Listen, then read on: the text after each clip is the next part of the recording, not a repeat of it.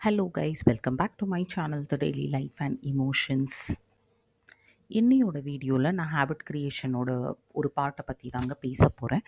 So basically இதில் வந்து author என்ன சொல்கிறாரு இந்த புக்கில் அப்படின்னா, நீங்கள் வந்து ஒரு ஹேபிட் க்ரியேட் பண்ணணும் அப்படின்னு நினச்சிங்கன்னா அதை சுற்றி சுற்றி நீங்கள் நிறைய க்ளூஸ் வைங்க. அதாவது வந்து இப்போ நீங்கள் ஒரு கிட்டார் மியூசிக் வந்து ப்ராக்டிஸ் பண்ணணும் எவ்ரிடே அப்படின்னு நினைக்கிறீங்கன்னா, நீங்கள் வந்து அந்த கிட்டார் வந்து உங்கள் கண்ணு கெட்டுற தூரத்தில் இருந்துக்கிட்டே இருக்கணும்.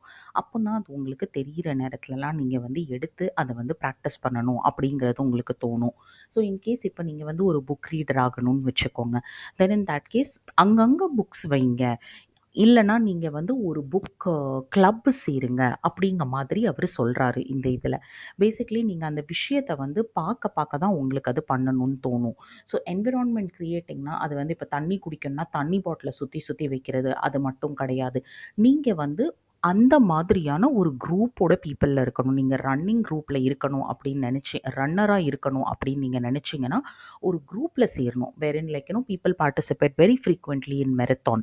So this will motivate you like okay இவங்கள மாதிரியே நம்மளும் ஆகணும் அப்படிங்கிற மாதிரி ஒரு குரூப்பு.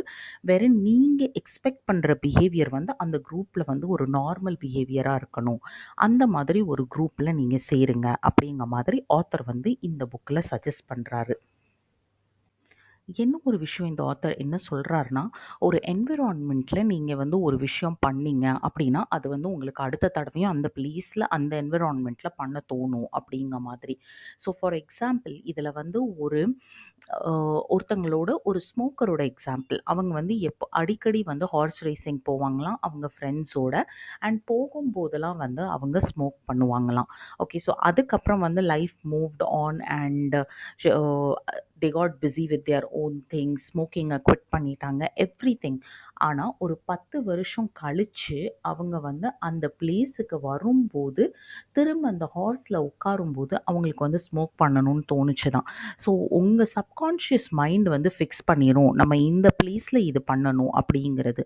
ஸோ இதை வந்து நீங்கள் எப்படி யூஸ் பண்ணிக்கணும் அப்படின்னா, வீட்டில் வந்து ஒவ்வொரு ஸ்பேஸுக்கும் ஒவ்வொரு டாஸ்க் அசைன் பண்ணணும்.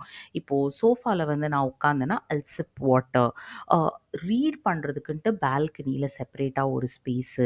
அந்த மாதிரி நீங்கள் பண்ணுனீங்கன்னா உங்களுக்கு ஹேபிட் இன்கல்கேஷன் வந்து ரொம்ப ஈஸியாக இருக்கும்.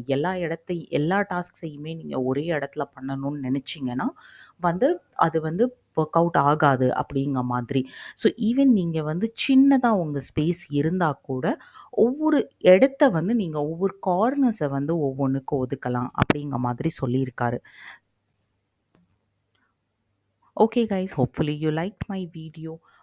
I'll meet you up in the next video with some other topic. Until then, tata, bye bye. இந்த வீடியோ உங்களுக்கு பிடிச்சிருந்தா ப்ளீஸ் லைக், ஷேர், சப்ஸ்கிரைப் பண்ணுங்க.